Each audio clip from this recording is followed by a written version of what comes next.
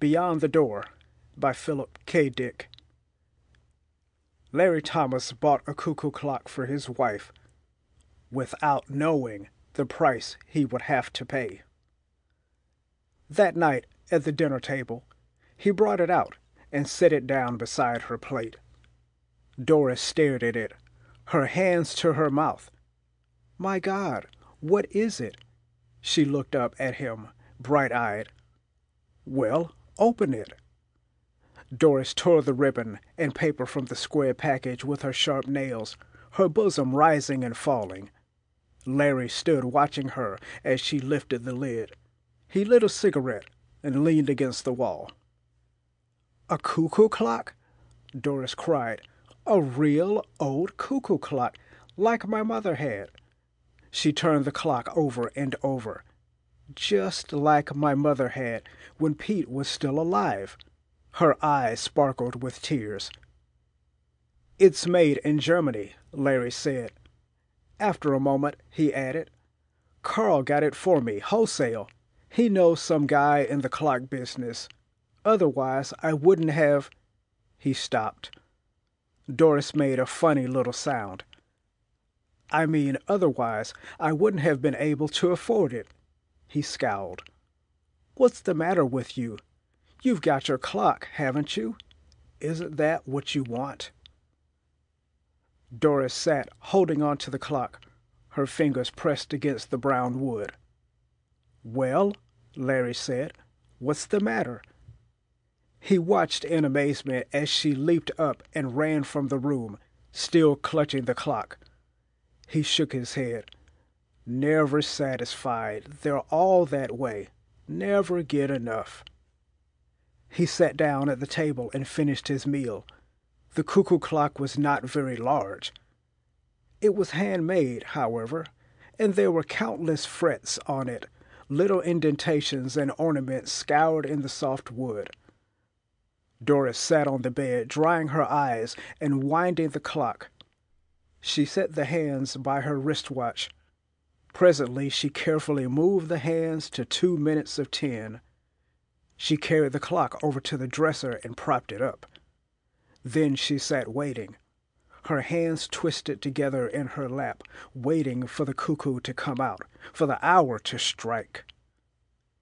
As she sat, she thought about Larry and what he had said, and what she had said too, for that matter.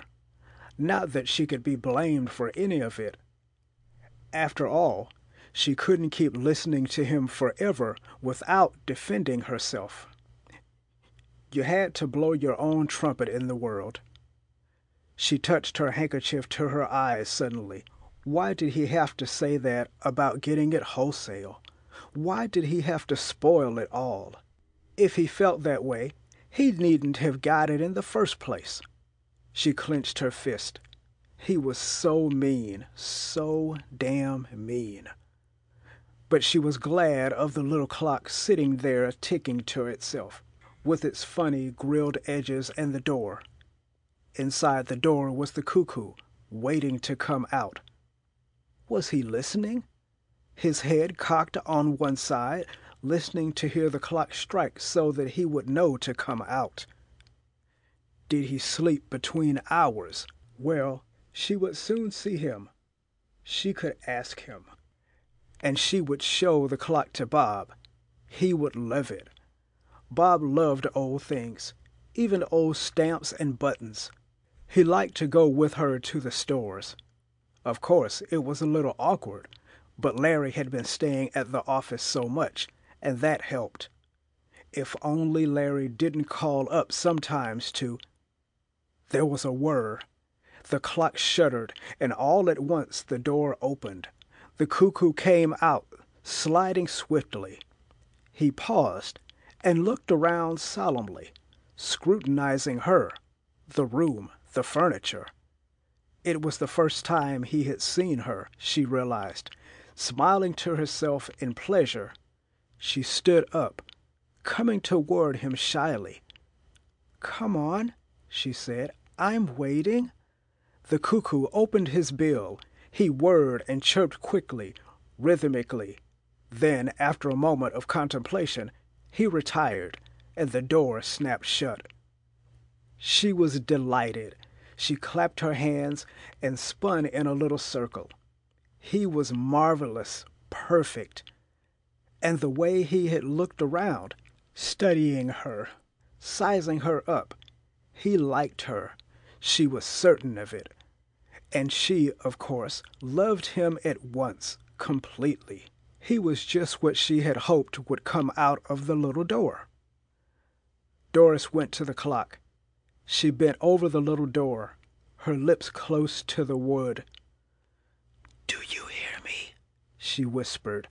"I think you're the most wonderful cuckoo in the world." She paused, embarrassed. "I hope you'll like it here." Then she went downstairs again, slowly, her head high. Larry and the cuckoo clock really never got along well from the start. Doris said it was because he didn't wind it right, and it didn't like being only half wound all the time. Larry turned the job of winding over to her. The cuckoo came out every quarter hour and ran the spring down without remorse, and someone had to be ever after it, winding it up again. Doris did her best, but she forgot a good deal of the time. Then Larry would throw his newspaper down with an elaborate, wary motion and stand up. He would go into the dining room where the clock was mounted to the wall over the fireplace. He would take the clock down and make sure that he had his thumb over the little door. He would wind it up. "Why do you put your thumb over the door?" Doris asked once. "You're supposed to." She raised an eyebrow. "Are you sure? I wonder if it isn't that you don't want him to come out while you're standing so close." "Why not? Maybe you're afraid of him?" Larry laughed. He put the clock back on the wall and gingerly removed his thumb. When Doris wasn't looking, he examined his thumb. There was still a trace of nick cut out of the soft part of it. Who or what had pecked at him? On Saturday morning, when Larry was down at the office working over some important special accounts, Bob Chambers came to the front porch and rang the bell. Doris was taking a quick shower. She dried herself and slipped into her robe. When she opened the door, Bob stepped inside, grinning. "Hi," he said, looking around. "It's all right. Larry's at the office." "Fine." Bob gazed at her slim legs below the hem of the robe. "How nice you look today." She laughed. "Be careful.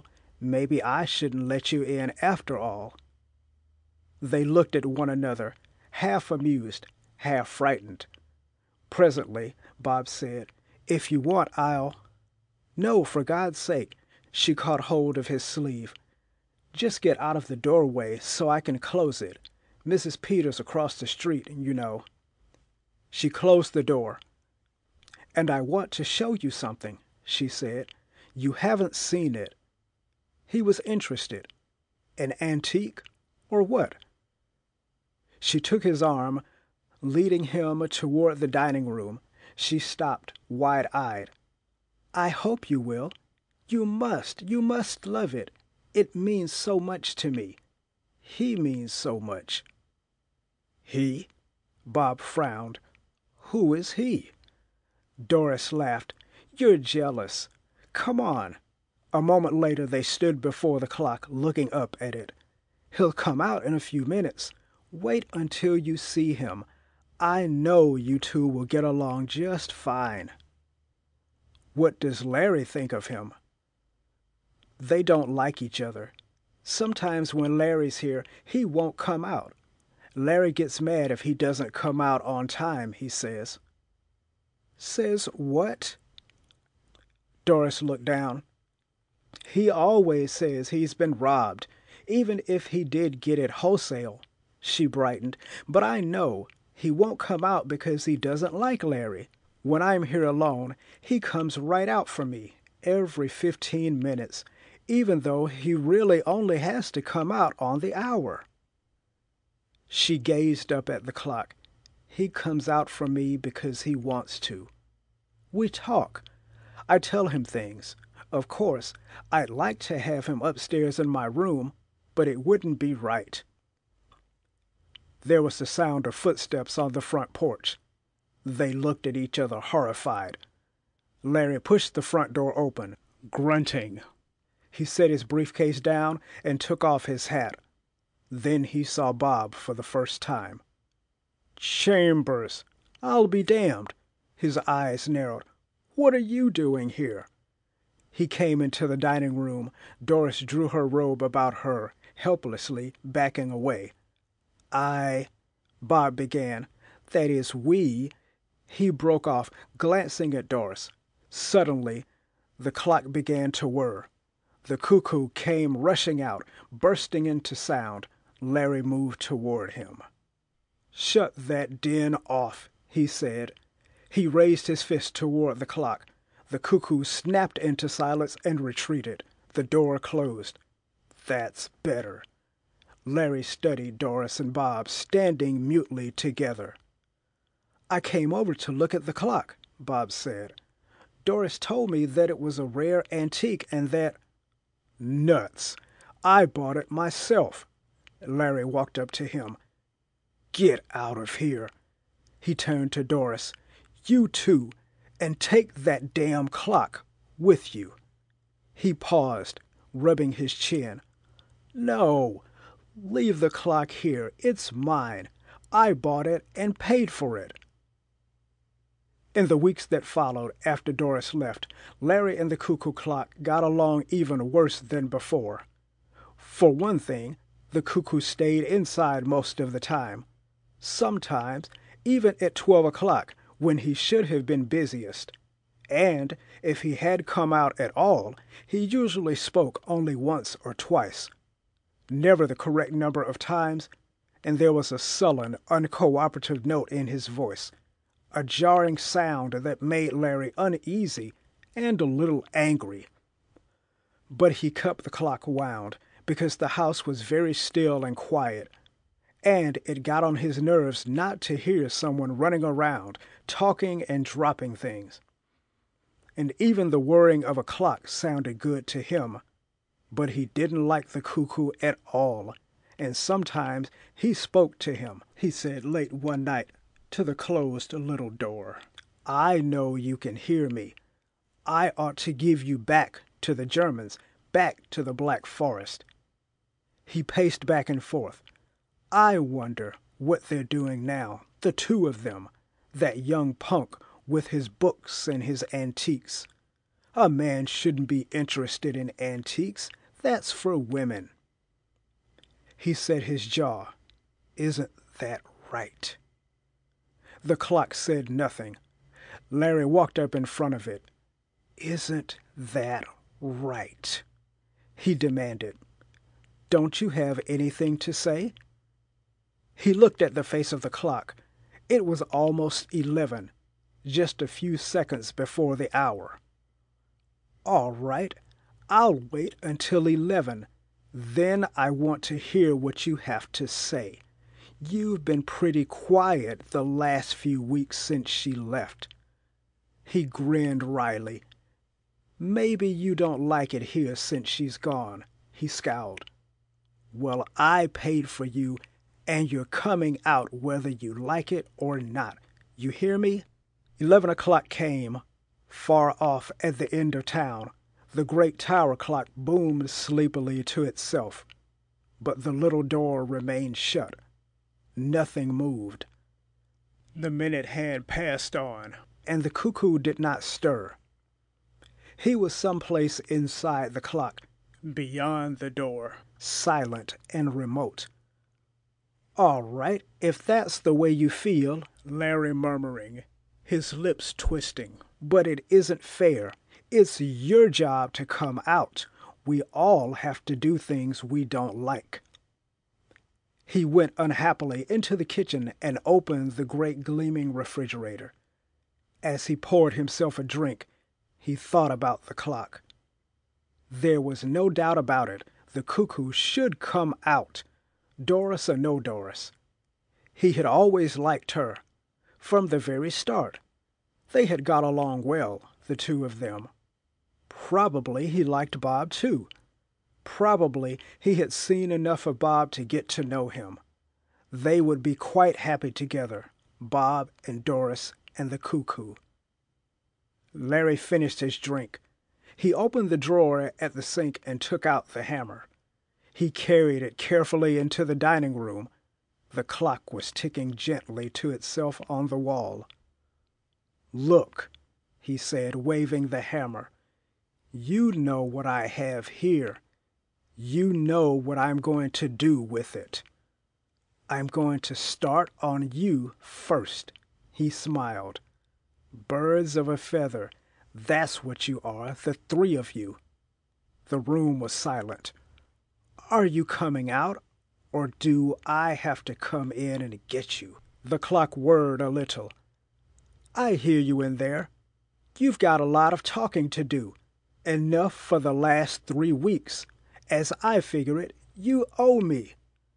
The door opened. The cuckoo came out fast, straight at him. Larry was looking down, his brow wrinkled in thought. He glanced up, and the cuckoo caught him squarely in the eye. Down he went, hammer and chair and everything, hitting the floor with a tremendous crash. For a moment the cuckoo paused. Its small body poised rigidly. Then it went back inside its house. The door snapped tight shut after it. The man lay on the floor, stretched out grotesquely, his head bent over to one side. Nothing moved or stirred. The room was completely silent, except, of course, for the ticking of the clock. "I see," Doris said, her face tight. Bob put his arm around her, steadying her. "Doctor," Bob said, "can I ask you something?" "Of course," the doctor said. "Is it very easy to break your neck falling from so low a chair? It wasn't very far to fall. I wonder if it might not have been an accident. Is there any chance it might have been? Suicide?" The doctor rubbed his jaw. "I never heard of anyone committing suicide that way. It was an accident, I'm positive." "I don't mean suicide," Bob murmured under his breath, looking up at the clock on the wall. "I meant something else." But no one heard him.